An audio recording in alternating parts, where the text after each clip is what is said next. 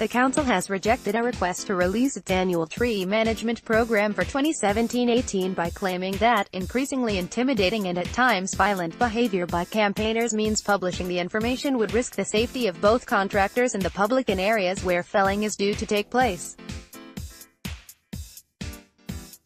According to the council's £2.2 billion Streets Ahead highways maintenance contract with private firm Amey, which started in 2012, the replacement of trees with new saplings has to be done, in accordance with the annual tree management program.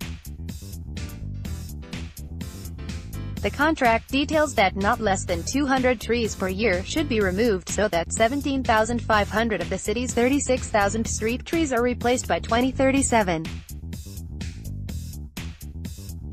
Almost 6,000 have been removed so far.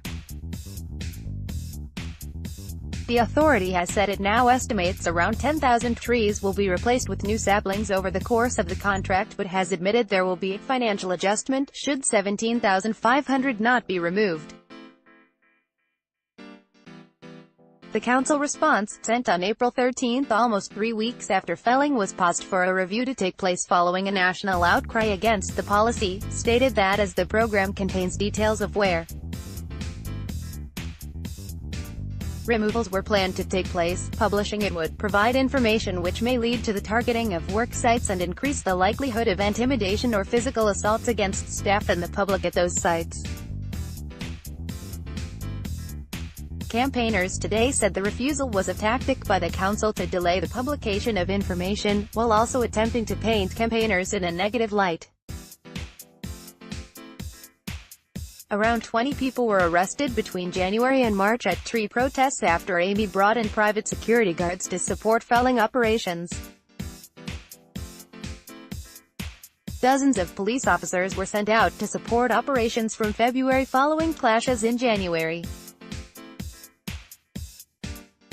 The arrests included one woman accused of a public order offense for blowing a toy trumpet at a tree protest. One day after that, a vicar carrying a tambourine and a woman with a pink recorder were both also arrested, one for obstructing the highway and the other on suspicion of obstructing a constable. South Yorkshire Police said today one man has been charged with 2 counts of assault, with a number of other cases still being considered by the Crown Prosecution Service. Benoit Compton, the man charged with allegedly assaulting 2 security guards in March, is to face trial at Sheffield Magistrates Court in August and intends to plead not guilty. The council FOI response said, the current level of tree protester action, which is becoming increasingly intimidating and at times violent against Amey employees, precludes the council from releasing up-to-date versions of the annual tree management program due to the risk to these employees. Amey, and as contracting organisation, Sheffield City Council, have a duty of care to its employees, and to release a program which details wherein the city staff are likely to be working throughout the year would conflict with this duty of care by enabling protesters to target work sites. The council considers that this documentation therefore is exempt from disclosure in order to legitimately protect the health and safety for Amey staff and in association the public at sites where works are planned. Tree campaigner Justin Buxton, who was charged in March with obstruction of the highway at a tree felling protest before the case was discontinued by the CPS days before it was due in court in April, said, "This is a last-ditch attempt by the council to do something which serves 2 purposes. It delays the publication of the annual tree management program,